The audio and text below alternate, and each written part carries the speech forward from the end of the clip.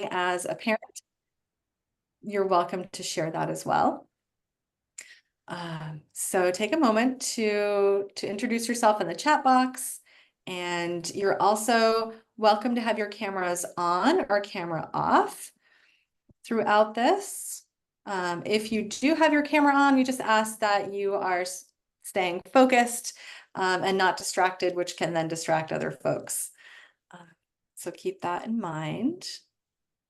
And also I'll be doing some intro slides here in a moment, and then I'm going to stop sharing my screen, and then we will have Pauline presenting.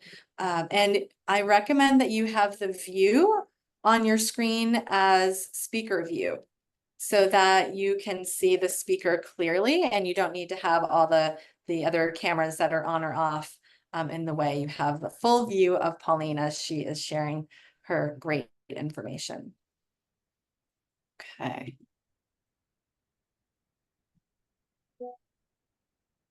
So, changing. All right, so I'll go ahead and get started with our intro slides. Welcome again, everyone, for being here. Thank you for joining us for this really interesting topic. I hope that you will all join me in welcoming Pauline and thanking Pauline for being here to present today while she is on vacation. I also want to say happy World Breastfeeding Week to everyone. I hope that you all have something that you're doing to celebrate and just recognize the start of World Breastfeeding Week and the start of National Breastfeeding Month, which is full. It's actually more than 1 month. It really goes into almost halfway through September. And we have a lot of really exciting weeks to recognize this month as well. So first World Breastfeeding Week, and then Indigenous Milk Medicine Week. And you can follow us on social media if you aren't already, so you can see some different things that we're sharing about these different weeks as we go along. Asian American, Native Hawaiian, and Pacific Islander Breastfeeding Week is next, followed by Black Breastfeeding Week. And the first week in September is Workplace Lactation Week. And stay tuned, we have a lot to share that week. Once everything is fully ready, we have some really exciting we have a new employer toolkit that will be coming out, and we have at least one video we hope that will be ready to share about workplace support. And then the kind of overlapping with that week actually is Lactina Breastfeeding Week. So happy World Breastfeeding Week and National Breastfeeding Month. Thanks for being here to help celebrate it. Also, just so you all know, these webinars are recorded and they can be found on our YouTube page. So if you want to watch again, you are more than welcome to do that. And if you are attending and you would like to have a certificate of completion, then we can send that to you. So we will be sending you a evaluation form. That QR code is going to go to an evaluation form that has not been updated yet. So hang in there and we will send you an evaluation link after this webinar so that you can evaluate it and you can mark on that evaluation if you would like to have a certificate of completion sent your way. Okay. And again, thank you for being here. Thank you for making a donation in order to attend this webinar. As you've seen, we are asking for donations now with our webinars. And as you hopefully saw, that donation can be any size. It can be 5 cents, it could be $500, whatever you are wanting to donate. So thank you for donating whatever you were able to donate. So greatly appreciated. And this month, you'll be seeing us ask for more donations in honor of World Breastfeeding Week and National Breastfeeding Month. We also are asking for donations of time. So if you are interested in volunteering to help us with any of the work that we're doing, from communications to workplace support to DEI, awesome work that's being done, to advocacy, any of those areas are interesting to you and you want to volunteer, go ahead and scan that QR code and that will bring you to a volunteer form that you can share your interest. And we're also always looking for new board members. So if you're interested in being a bigger part of the Maine State Breastfeeding Coalition, then please mark that on that volunteer form and we will certainly be in touch with you. All right. So thank you again for any donations you can offer at any time. Also want to let you know about the upcoming webinars that are happening. We have one October 3rd that is going to be all about, oops, okay. It's going to be all about policy making in Maine. How does it work? And December 5th is going to be about cannabis, pregnancy, and lactation. That is going to be another great webinar. So stay tuned about how to register for those. All right, now we want to welcome Pauline Lumumba. She, her, hers is currently working with the Opportunity Alliance as a multilingual nutrition counselor for WIC Special Project based at Maine Medical Center. The project focuses on enrolling pregnant and postpartum patients and also children under 5 not receiving WIC benefits, but who are eligible. Pauline works in teamwork with providers at Women's Clinic. Make sure I've got screens right here. Peds, NICU, labor and delivery, and mother and baby care. She provides nutrition education, benefits, breast pumps, and referrals to local resources for participants. She speaks French, English, Lingala, and Tetela. So impressive to meet people who can speak so many languages. Lumumba is originally from the Dominican Republic, Congo, where she got her master's degrees in economics and education. She worked on different projects for community development, public health, and teaching in Congo and outside of Congo. She moved to Maine in 2010 and volunteered for several years as women leader for Congolese community of Maine, Cocoa, Maine, where she was assisting new Mainers how to integrate into their new life in Maine. From 2011 up to now, she worked in different fields as a CNA, medical interpreter, community healthcare worker, and multilingual nutrition counselor. So thank you so much, Pauline, for being here. We have a lot we can learn from you, and I'm really excited for this webinar. So I'll turn it over to you. Go ahead and unmute. I will mute myself and actually turn off my video for a bit and adjust my screen so that I have speaker view so I can see you fill my screen. I'd recommend everyone do that as well. All right, over to you, Pauline. Hi, I hope, hi everybody, can you hear me? Yes, we can hear you, Pauline. Good. Thank you very much for having me to share about our topic of today, food and pregnancy and postpartum for Central and South African families. So as I said, I would like to talk first about population and African society so that we have like overview about it. And then we can go I can discuss about now food in pregnancy and postpartum. So the population in African society, so we are really diverse society, cultures and tribes in Africa. So like from Central, Eastern, South, North Africa, we have like a lot of tribes and a lot of cultures. So I wanted to focus more about like Central, as it was Central and South Africans.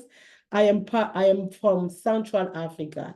Like Congo is in Central Africa, but Congo has border with Eastern Africa and South Africa, and also part of some West Africa. So Congo has like 9 countries, border with 9 countries. So we have like diversities of tribes and cultures. And each tribes, they have their own customs. Like in Congo, we have like more than 400 dialects and 100 languages in Congo. And we have different tribes, but I will talk more about common traditions and customs in Central and South Africa. I will not cover all, but I'll just say about the population that we are serving here in Maine. Most of them are from Central and also some from South Africa. And I hope I will share what I know, and also what also I heard from other cultures.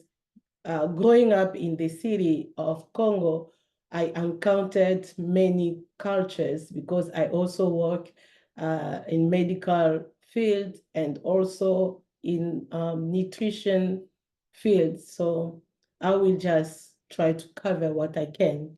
Thank you very much. So in African society, like the offspring is sacred in African culture.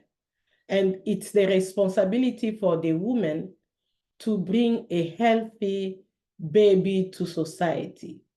And she must protect herself from not eating certain food while pregnant and breastfeeding. And also while pregnant, she's also forbid to go to some places. For example, in some culture in Africa, a pregnant woman cannot go go out early in the morning and or late at night or in at like noontime, because she can meet some bad spirits who walks during that day, that time. Like I'm talking about in in the village, like all societies. And that and also she cannot go like to places like cemetery, because the spirit can enter her and attack the baby, or the baby can be born, like can be sick or be born with bad spirits. So these are just like about some belief to protect a pregnant woman, because she's the one like being the central of the community, because through the woman that the community can spread, go bigger. So, and about food, there are like a lot of like beliefs surrounding food during pregnancies and after delivery. And I will start with the overview of prenatal and postpartum care in Africa. And the first point will be food in pregnancy and foods to avoid during pregnancies. So in Central Africa, mostly in the Congo, there are like some food that mother can avoid during pregnancies, like fish and eggs are the most common, especially eggs. Like they will tell mother not to eat eggs when she's pregnant, because she will have like weak, she will be weak during labor. She'll be unable to push during labor. And that they explain it like, when you look at the chicken, when they want to lay eggs, I don't know if you have noticed like how the chicken they do. Like there is no egg coming, but they kind of push. I don't know if you have noticed the chicken. So that's why they will tell mothers like, you will push, you'll have hard labor because you're gonna like push and the baby will not come out. So like they prevent women from eating eggs. And also they will prevent, like the eggs also, they say baby will be born, like the newborn will come with no hair, like bald head, no hair. So like egg. So like until today, there are still some women who do not like to eat eggs when they are pregnant, because it's really well spread like among different cultures in Central Africa. And fish, they prevent women from eating, not all fish, but some fish. Like, I don't really recall the name. There are fish that we call electric fish. I don't know if you have it. Like when you touch, you can it kind of have sensitivity when you touch that fish. And fish with scales. And also fish that, like when you see a fish like breathing so deeply, like open ears, like fish, electrical fish, they said, you will have a baby being born, like your baby will have seizure, will develop seizure because of that fish. And then the fish with scales, oh my God, sorry, it's like, the fish with scales is like your baby will be born with like problem with skins, like have dermatitis issue with the skin, and the fish breathing so deeply, like opening his ears, is like you will have your baby being with like asthma and or bronchitis. So like those type of fish, like they will prevent pregnant women from eating it. And pork meat also for some society are prohibited because they say pork has carry bad spirit. And we have like in some part of Africa, like pangolin is a totem animal. It has also scales. Like any animal with scales, they will like prevent, because the baby will be born with congenital dermatitis.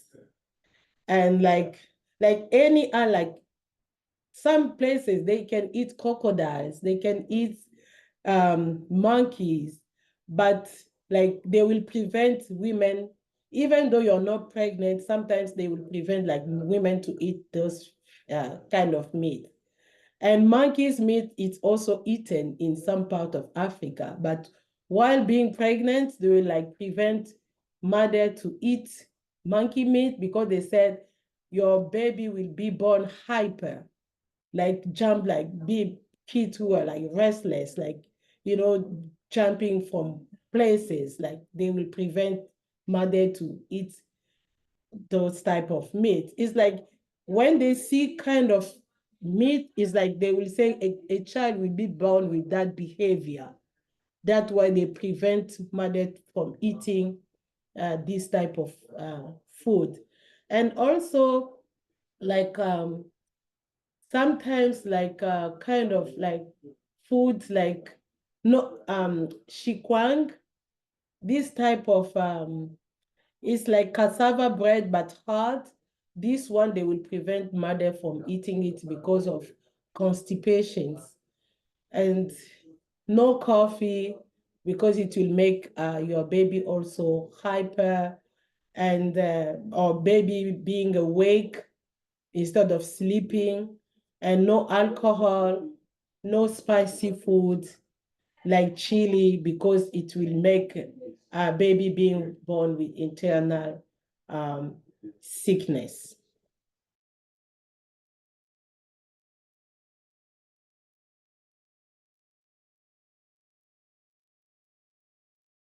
Um, so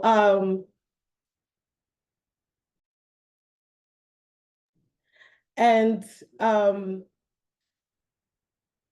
that was about like food that a mother cannot eat while being pregnant. I know I didn't cover all.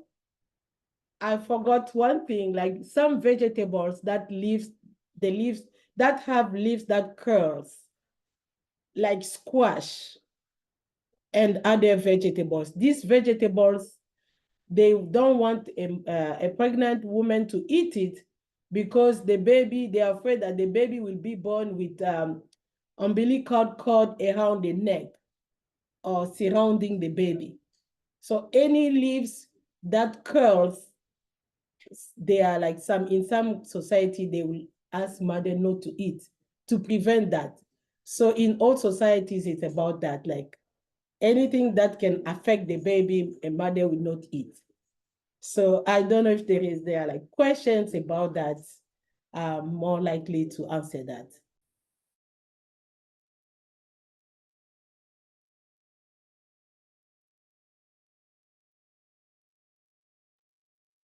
So far, Pauline, it's really fascinating, really interesting to understand why certain foods aren't eaten. So I appreciate you explaining that. And as I mentioned in the chat, if anyone has any questions or want to hear more about something, feel free to type it in, or even I think it would be okay to unmute and just see if Pauline could elaborate on anything if you would like.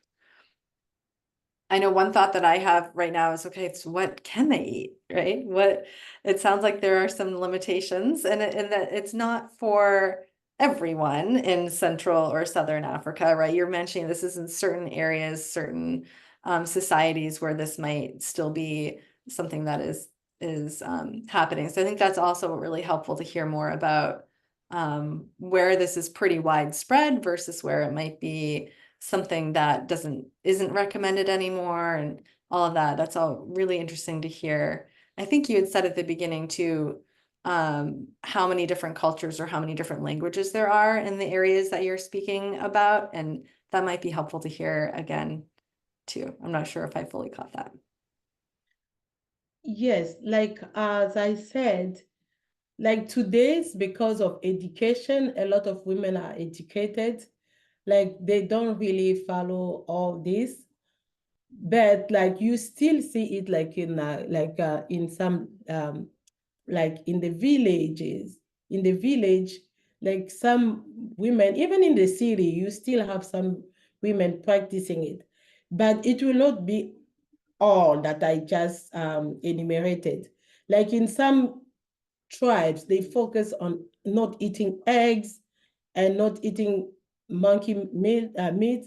I give an example in northern part of Congo, like you see, they have also border with other like neighbor countries. It's like a big deep forest, so they have a lot of wild animals that they do eat too, like crocodiles, like monkeys, and pangolin, like all these animals. Like for them, like a pregnant woman cannot eat this type of food while they are pregnant because it can affect the baby. And then like when you go South Congo and some part of South African countries, like they will focus like not eating eggs, not eating some insects, not eating like squash leaves or other leaves that's curls, because the baby can be affected by that. And then when you go to like a western part of Congo, and they also have their certain type of food that they will prevent women to eat while they are pregnant. So like it, as you said, like there are like some good stuff like mothers like are not eating during pregnancies. They are really like, there is a lot of limitations, especially most of places, like not everybody has like access to like dairy and like to other type of meat. They have like in northern countries, they have like most of them like meat from like when they are going to hunt. And then if a mother cannot eat that, like they have limited to eat, like to have source of protein, especially when they don't have like, it's not a season for beans or a season for this type of food. Like dairy product, and also forget, like in some places, a mother cannot like drink milk during pregnancies, only like tea, other type of tea. So it's really making them like, a lot of mothers can experience low iron level, because of not really having like varieties of food, like do not eat that, do not eat this. But now, like in the cities, like most of women are educated, and there is like a nutrition education.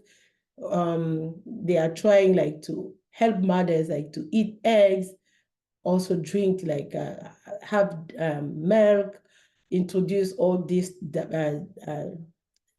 different food on their menu. Because like you will see some, like in the cities, like some people, they don't eat this type of vegetables in their village, but when they come to the city, they have like variety.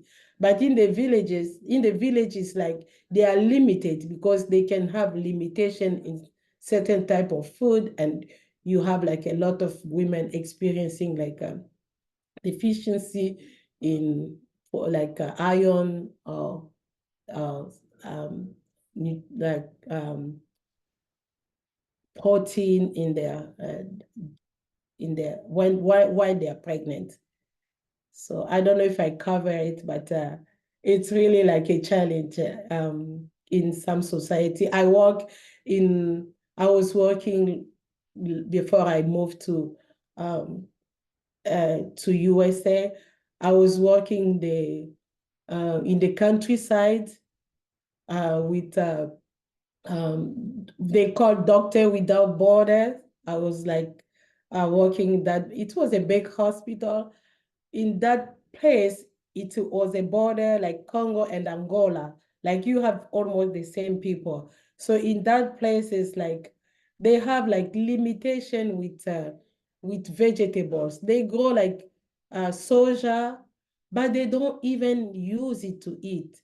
And just one type of vegetable that they will eat. And then some like they don't have enough meat, cup of chicken, and they don't want to eat eggs while they are pregnant, but they have eggs. So eggs could be a good source of protein for them, but they don't eat it. And just some dry fish that they will eat. And then a lot of pregnant women were sick and they have like low level of iron because they don't have enough food and they are not eating what they have because they are pregnant. That was really, we were really having a big trouble with the mothers to explain to them that they could eat eggs.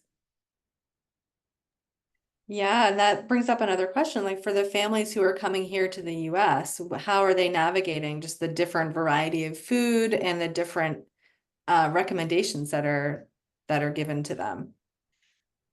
Like some are really stick on their home food because in Maine, good like for Portland, you have important food like vegetables now coming, but not all. But they are really expensive to afford. But you still see like even some educated women here in Maine, they don't want to eat eggs or drink milk. I don't know because it has been so long, like some they can't even tolerate milk when they are pregnant. So like vegetables they are eating and they have meat, other type of meat that they are eating, like fish, like because of some type of fish, they said, don't eat this fish. Most of them, they don't even like to eat fish at all. But at least they have other type of meats that are like affordable here that is helping. But still they are like kind of picky of what to eat or not to eat. But good for them, they have variety of food here that they can, still eat, and it's helping them.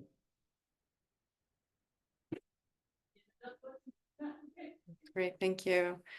Yeah. Any other questions that folks have, please feel free to ask. And Pauline, you may have more info that you want to cover, but just letting everyone know that any curiosity, anything, any experience you've had working with these families too, you're welcome to share. We want to make this as participatory as possible. Hello, Pauline. My name is Ivory, and I just want to at first thank you so much for doing this presentation. I'm curious are the same types of food restrictions observed postpartum as the parent is nursing the baby, or do some of these kind of fall off now that the baby has been born? So that would be my second point to share about food during after a mother has delivered. Like a lot of that will fall, like they don't have to follow, but still certain type of food are like forbidden because a mother, like a woman, is the one carrying like life. Let's say in Northern, they will say a mother cannot, a woman or a girl cannot eat, just a simple example, like wild animals, meat, like crocodiles or other animals. Like even though you're not pregnant, you cannot eat it. Oh, I lost the light. I have to, yeah. Can you still see me? the light just, turn off. So you cannot eat it because you will carry life. Even you're not pregnant, you cannot eat it. But a lot of food, like when you deliver, you may still, you can now resume eating it. Like eggs, you can now start eating egg. And then like some families, like their husband can, like when they have money, buy, like usually it's like a powder milk, start keeping it. And when the mother deliver, that's the time that the mother now drink tea with milk, a lot of tea they encourage when they have their babies. And then vegetables, like any vegetables, they will start eating it because they deliver, and the vegetables are promoted because of milk productions. And you have like meat also, like other type of meat. They will eat like goat meat, they will eat chicken, they will eat like a lot of foods. Also they will eat um rice, corn, like anything, like mother, they will now resume because they have their babies, they need food to um uh for their babies. So yes, they will start eating all these foods that was were prohibited.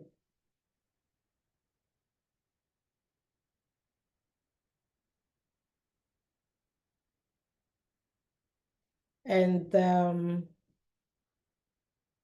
what I wanted to add, like food that they encourage mother to eat while they are pregnant, other time like vegetables that are like good for brain, like sour vegetables, they say it's good for brain. And fruits, papaya, avocado for skin, onion, tomatoes for hair.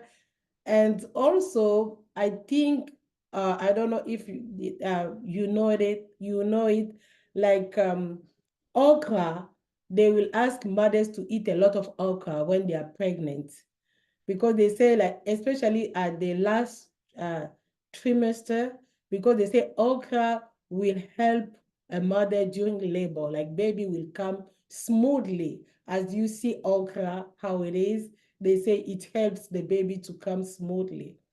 And also, it's kind of clay. I don't know, it's like a soil, like they do bake it. I don't know if you know that. Like a lot of mother, they eat that clay when they are pregnant.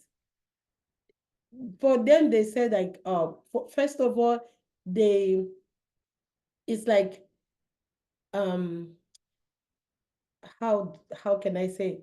It makes them sick for it, like all the time. I want to eat that clay.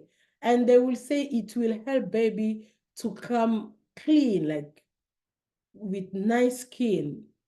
So like a lot they eat that. Even here in a different store, like in Maine, like in Portland, I saw like African store, they do sell it, the clay, like it's everywhere. And you see them eating it. And they say it can also ease like nausea, vomiting. So it's imported now. You can find it in different market here. But I know like they have been like talking, there is a lot of discussion about the clay. Like that So are you saying clay? like it's Like, kind of soil clay, like hard that they from the soil, like they get it deep. It's like thick soil. thick soil? I it's Okay. it's not food. It's something like that is like natural, like not sand, because it's like sticky. Okay.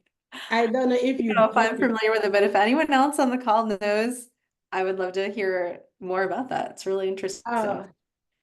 Yes. And they're selling it in stores now, in like in African grocery stores.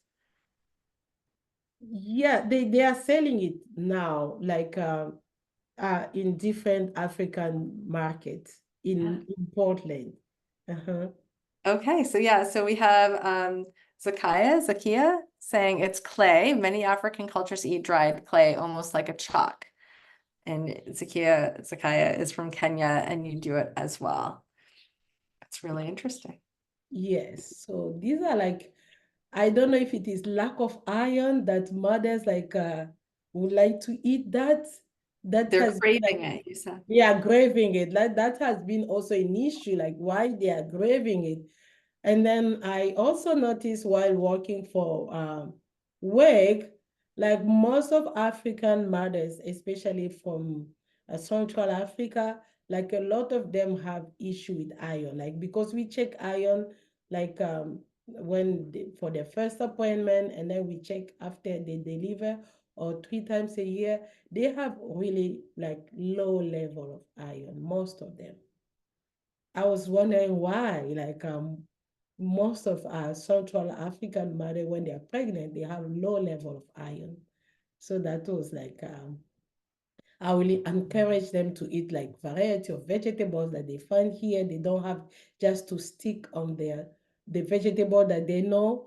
I'll open up that like with the spinach that we have here, even though it's different from the spinach back home, like explaining them how they can cook it.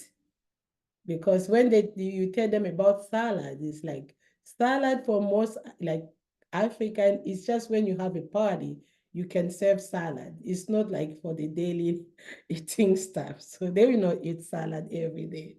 It's not part of their food. I mean, Central Africa. Mm-hmm.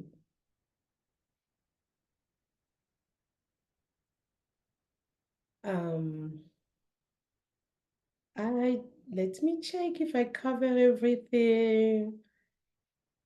So, and like cassava leaves are the famous vegetables for Central Africa, and it's cooked in variety, like different level.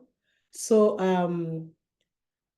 palm juice or peanut butter are mostly used when a mother has baby, and they will cook it with plenty of water, and the mother has to eat like the vegetables and the juice so that it can promote milk, breast milk.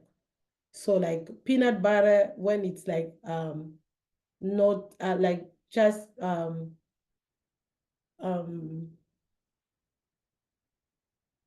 how do we say, like raw peanut butter, like they will also cook it with vegetables. It also give it helps for milk productions. And yam, corn, rice, sorghum, all these type of food, of roots are also recommended for mothers when they have their babies. So I think that was most of them. As I can say, now that society has changed, a lot of mothers, women are educated. So not all are following the traditions. So they are eating some type of fish. They do eat now. Even here now in Maine, I see one type of fish that we could not eat when we're like, even as a girl, you cannot eat. Now it's famous. They are bringing it here like as smoked fish. So they are eating it. So that means because it is cheaper. Because in Africa, this type of fish, people, they don't really buy a lot. So they make it smoke and then ship it here. So they are eating it, like means that they don't care anymore, like because they want to eat, African fish. So they do cook it now. And milk also, some they do drink milk. They don't, here in United States, they start drinking milk because they attend like WIC program, or they see it's not as we used to. They used to tell us like milk product is not good for pregnant women, so they do drink it. But still, like let's say for eggs, I don't know for what reason, like eggs still now, like you see some of people like they don't really to eat eggs, even when they are here. They still have that belief of eggs. That's interesting. Yeah. And I mean, it makes sense. If it's something that's been so strong strongly stated in your culture and there are some real fears around it, I can see how that could be a tough transition away from that toward that food. Can you share a little bit about infant nutrition? So if milk supply isn't as high as they want it to be, or as high as they think, if they're not making as much milk as they think their baby should be taking, what do they do? So and again, there are a lot of you on the call who could probably answer this as well, but I'd love to hear more about, would they be more likely to have someone that they know feed their baby or provide milk, or would they be more likely to go right to infant formula, cow's milk formula, or goat's milk, or what are some other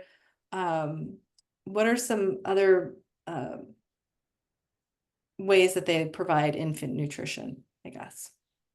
For infant nutrition, as I said, if you like eastern part of Africa, they are cattle, they have like a lot of milk. Like if you like, even in the Congo eastern part, they have a lot of milk. Like mother will feed their baby if they don't have enough um, enough supply, they have cow milk that they will supply. But in some places, like in South Congo or southern part, they don't really raise cattle. They don't have that. They have goat, but they don't drink goat milk. No way, nobody will touch that. So they don't really use that.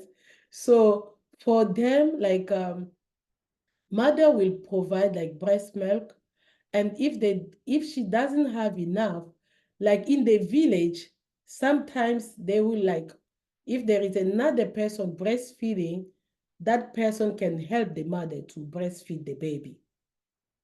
Or they will like have like a coconut, like the cane sugar, they can and get the juice from the cane. Like in my culture, that's what they do. They can and get that and give to the baby so that the baby doesn't have low sugar level while mother is still trying to produce milk. So like in the village, they do have their own way, especially mother can share their breast milk supply, can feed another baby, like a neighbor baby, while a mother does have like a low supply.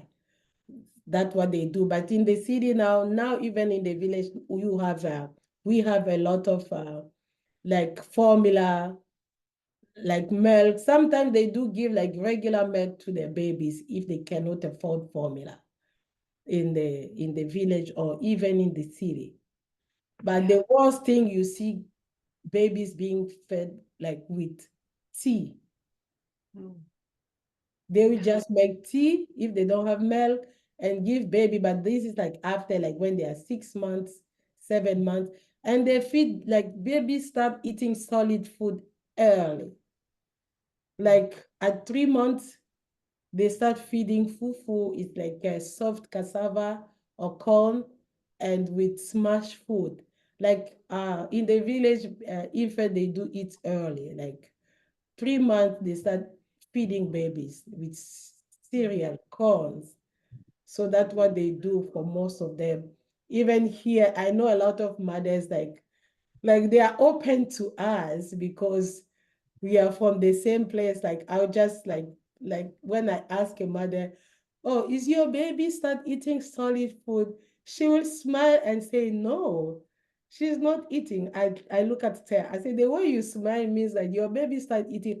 Oh, please don't tell. I don't want to have problems with the provider. I say no to the provider, but I start giving my baby food since she was 3 months.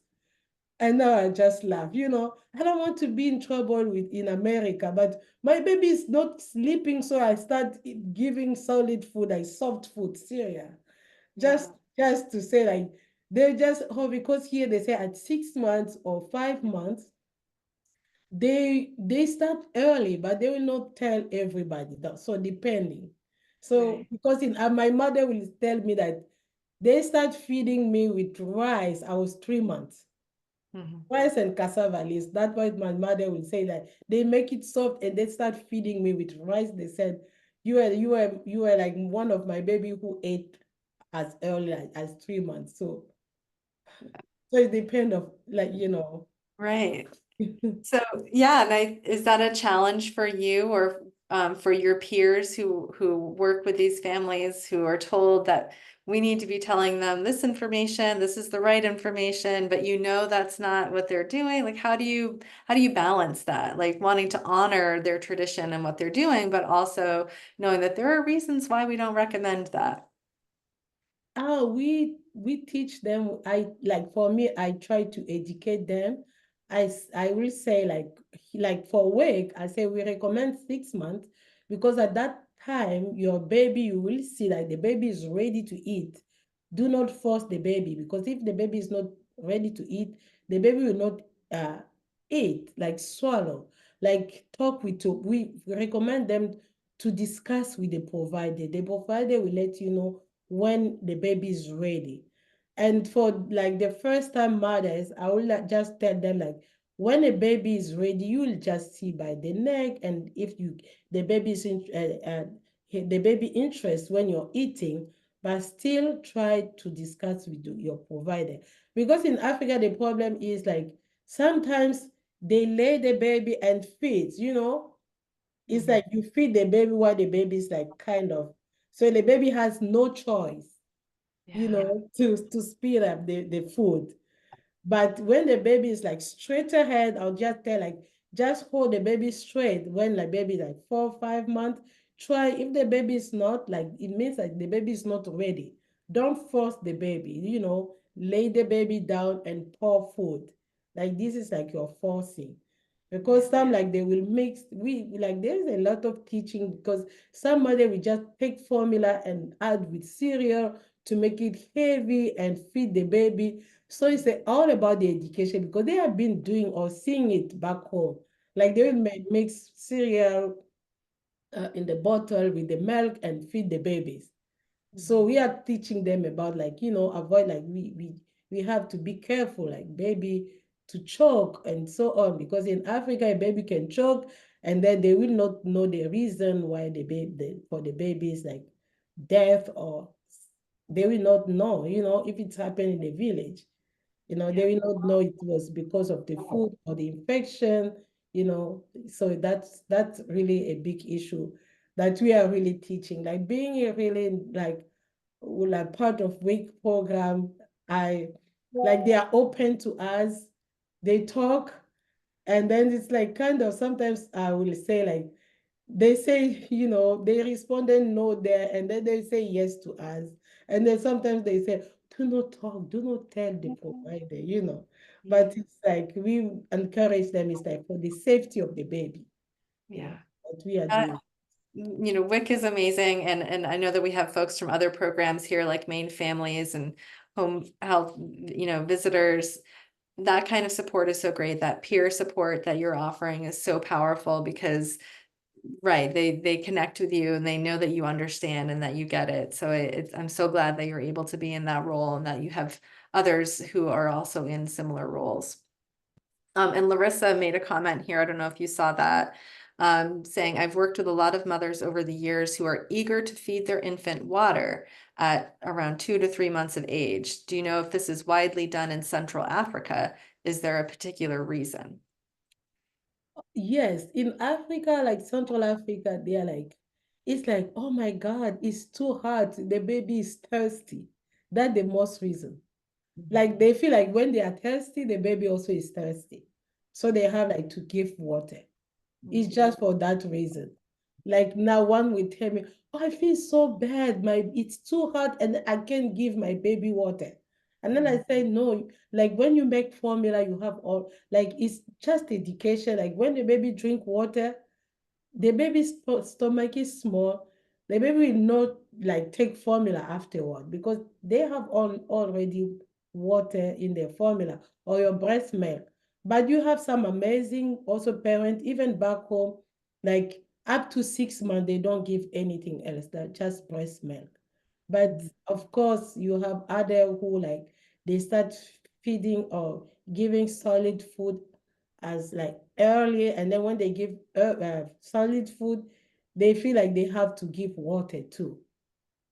Sometimes like when they feed with cereal, it's like 1 spoon of cereal, 1 spoon of water. Cereal, that I've seen that a lot in back home.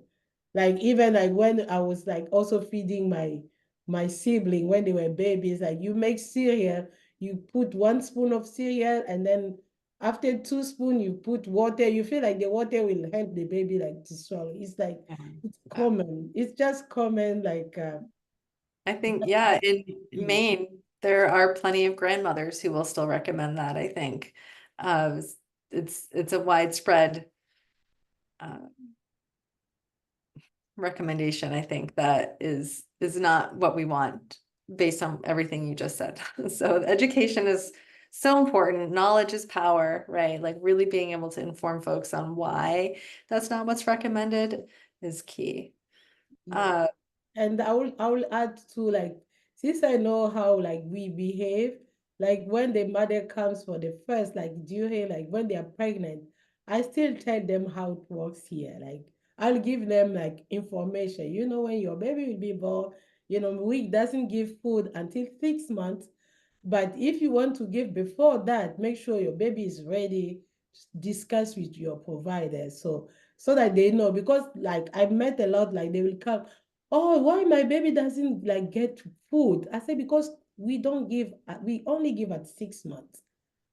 And then make sure like you start giving food that baby will tolerate. So that's how we go with them. Like, oh, because my baby is ready to eat, I'm giving fufu already to my baby. So I know fufu is kind of heavy, you know. Yeah. It's like we have to educate them. So in our last few minutes, certainly if anyone else has any questions, please type in the chat or unmute yourself. But I'm wondering if you have any kind of final words of wisdom or advice. What do you think that the folks who are on the call here, for anyone who is working with these families, whether they're in the hospital setting or they're doing home visits, what kind of advice do you have for them to best support families who are from Central and South Africa, how to best support them with their health, their nutrition, and with their feeding human milk to their babies?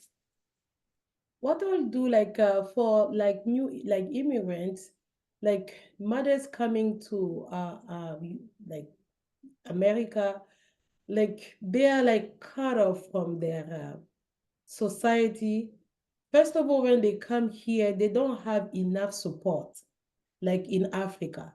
In Africa, when a mother is pregnant, they receive a lot of support from their community or family. And when they deliver, the same support, like their mothers or neighbor or the village. Like in some society, like in the village, a mother can stay like up to a year. They will separate the mother from the husband, and she'll be there like for 3 months. She will not even go out with the baby. Like she's just sleeping, feeding the baby, not doing anything. Is the family or the community helping her to cook, like even like washing the baby. Her role is just to eat and feed the baby. So she's like relaxed. And that's how I think even like for like milk production, like since she's not stressed out with cooking, with the like, you know, taking care of the husband, like she's in that environment of being supported. But when they come here, they are like left alone. They have like they are stressed out. They are alone, like, or some are single mother, or they have just their husband, no support, and they have to go back to work, and they are stressed. And that's how like they ask, like the first thing is like formula. I want formula. So for my baby, because I don't have enough supply, because they are already stressed out with a new environment. So my advice is will be like to encourage them, like if they can get like support from their community or from their husband, because I also teach their husband when they come 2-week appointment, I'll tell the husband, now you're the only one supporting your husband, your wife, make sure to help her, like, with other kids, or, sometimes cooking, because if she has to do all this, she'll be really stressed out, and it will affect her body. And I encourage them also to discover what they have here as food, not only to stick on what they used to eat. There are plenty of like green vegetables here and meat that they can explore and eat. It is safe for them. So we do, especially for iron level, because like when they come and the iron is so low, they are on iron pills. I'll really encourage them to eat what they can find here. So when they are pregnant, and then when they have their baby, to keep up with their breast milk supply, we tell them like to get rest, drink plenty of, some like that, when they tell them drink plenty of water, it's also good for your milk supply. They are surprised. Water, I say, yeah, water. If you cannot drink milk, you eat other food, like drink water or tea, decaf tea. If you cannot drink regular tea, there is decaf tea you can make, and milk too. So we teach them like to explore what they find on their new environment. So that's what we are trying to help them.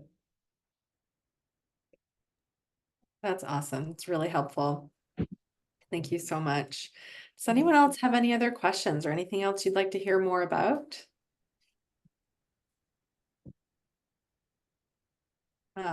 Thank you, Pauline, so much for offering this really helpful information.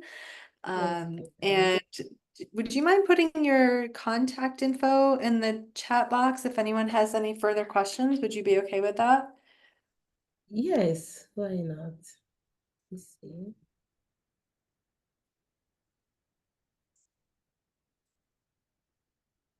I know your screens were covering different things, so I can also type it in if that's helpful. Or you want to type it for me? Sure. I think I know. It's your first name, Lumumba. Yes. Opportunity Alliance. Yeah. Okay. opportunityalliance.org. Yes. All right, is that right? Yeah, Pauline.Lumumba, opporunityalliance.org. Great. So if anyone has any other questions, Pauline might be happy to answer them by email. Thank you so much. Thank you all for coming as well and learning more about this really interesting topic. And we look forward to working with you more. And I hope you have a great rest of your day. Thank you. Thank you too for having me. Have a good day. Okay, bye. Bye.